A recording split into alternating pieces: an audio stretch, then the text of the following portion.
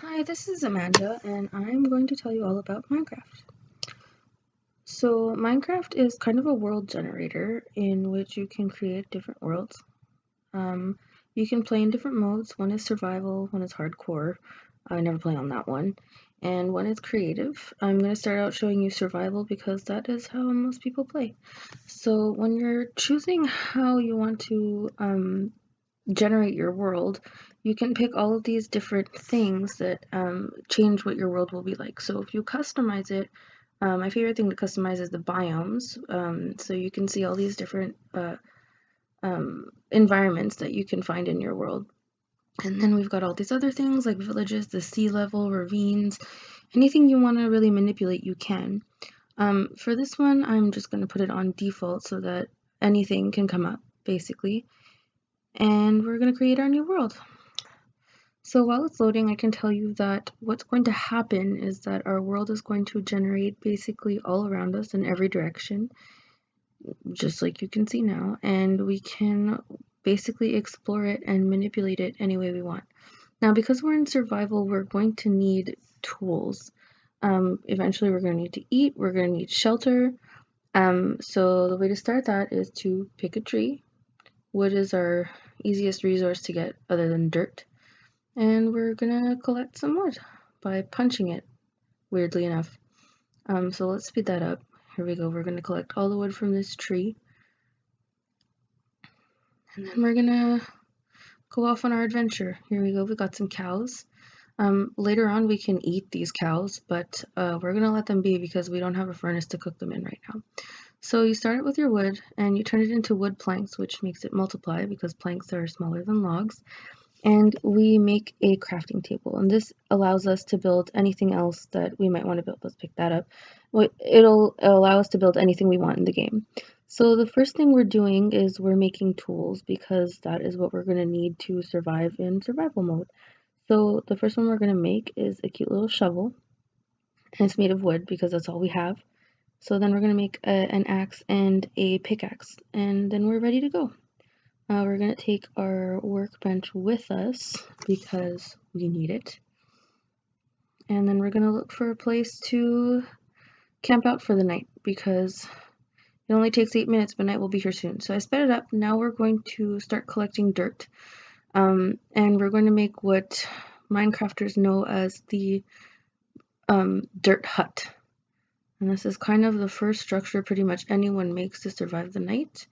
And since we have wood, we can amp it up a little bit. See, we put a workbench in there, and we're going to add a door. And see, now we're pretty much set and we're safe. We're pretty much safe anyway right now because it's daytime, but as you can see, that's not always the case. This is what it looks like at night. It's really dark and there are monsters. It's really hard to see, they're kind of hard to kill, and the little ones, like this one, will really sneak up on you. So yeah, and you die. So you need to be in a shelter at night. Later on, you can start mining. Usually that's just under your feet if you dig deep enough. And then you can start making tools out of the stone you find from mining, which brings us to the Stone Age. And that's pretty much a quick rundown of how you can get through survival mode. This is minecraftcrafting.net, and you can look up how to make literally anything in the game. It tells you what you need to find and what you need to look for. You can make a lot of different things, and it takes a long time to find all those materials, but the possibilities are basically endless. Now I'm going to show you how to use creative mode, my personal favorite way to play this game. You start out the same, you spawn in the middle of nowhere, in the middle of a randomly generated world, but in creative mode, you can manipulate the world in a lot of different ways. So you can fly, which is a really great thing because you're not stuck behind trees all the time. You can look around, you can see everywhere around you, and you can pretty much go anywhere. The monsters won't hurt you in this mode. You can fall from this height and nothing bad will happen to you. It's really just a way to manipulate the world you've just generated. So you can make anything you want, anywhere you want in this world that you've now been added to. So we're going to drop here, and I'm just going to make a simple house to show you how flexible creative mode can be.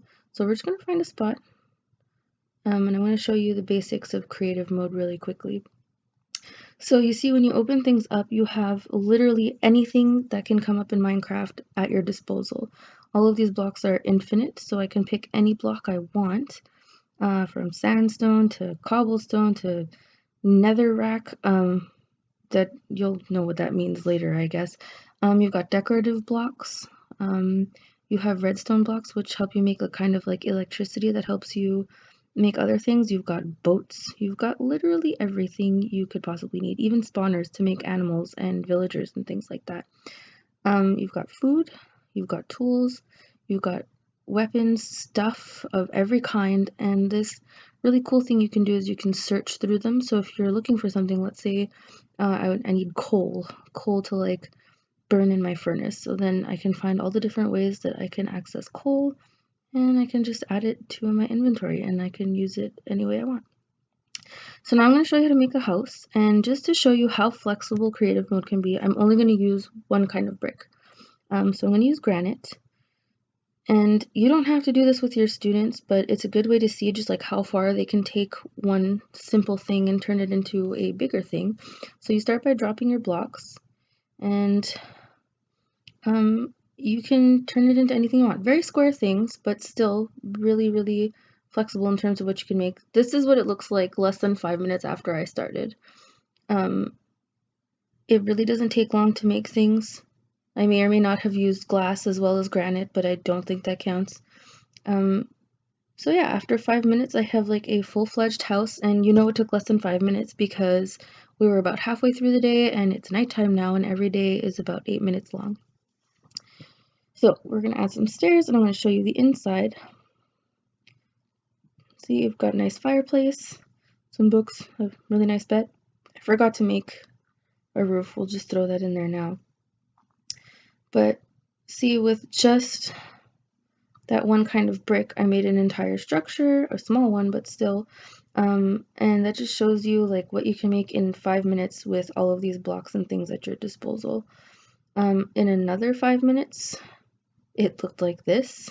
I'm actually quite proud of this little house. I make lots of these little weird houses, always with bookshelves for some reason. But yeah, this is just to show you what one of your students can make in 10 minutes. 10 minutes with the power of Minecraft at their fingertips.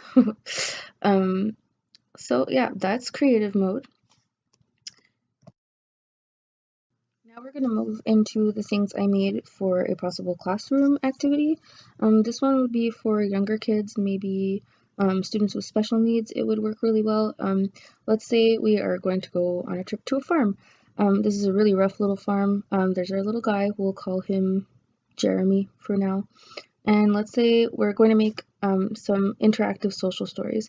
So this is Jeremy, and we're worried about how he's going to deal with these animals that he's maybe never seen before. So here we're showing him that Jeremy can feed the animals.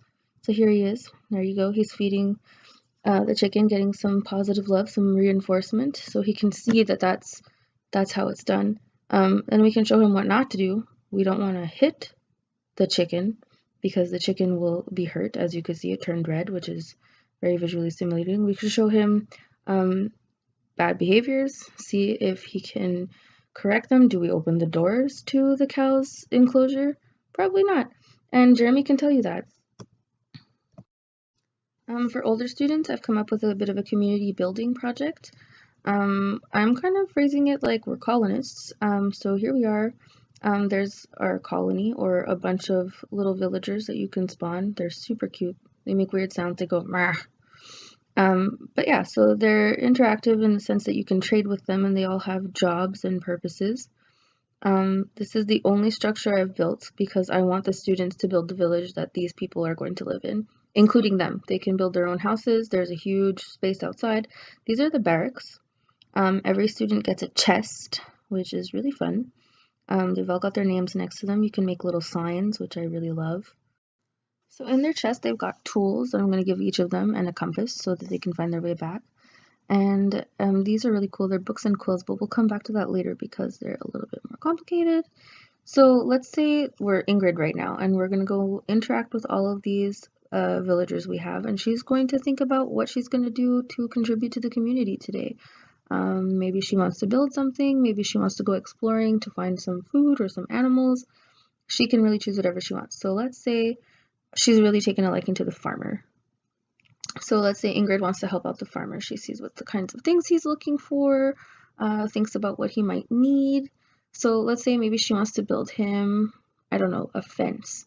So she'll go out, she'll find some wood, she'll maybe get her friends in on it. She'll go get some trees like this one. And the idea is that all of the students will be on the same server, so we'll all be in the same world at the same time. So she'll go back to her chest and she'll put all her stuff back when she's done. And then I've added these books and quills, like I said, and all of them have questions written in them. And the students can write in them as well, like so. So choose a villager, what's their name, and Ingrid's going to answer this question. Mr. Peabody is a farmer. He will need animals for his farm. And she'll go on to like write her little journal entry for the end of that activity. And she can write as much or as little as she wants. I might have a word count. I might have a little page count because you can change pages, as you can see right here.